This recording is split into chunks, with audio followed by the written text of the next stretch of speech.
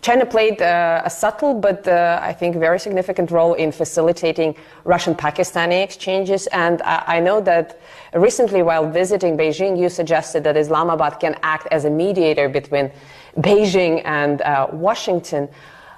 What makes you believe, I'm sorry for being blunt, but what makes you believe that mediation is even possible? Because as far as I understand the American psyche, they are not after understanding, they are not after negotiating on the level playing field, they are after preserving dominance.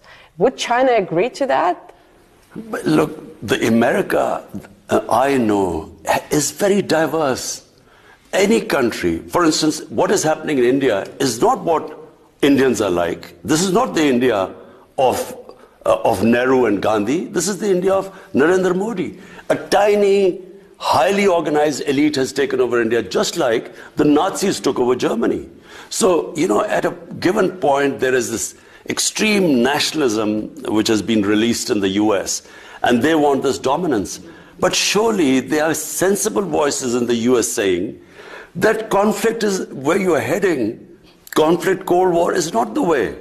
There is another way where it could be win and win for everyone.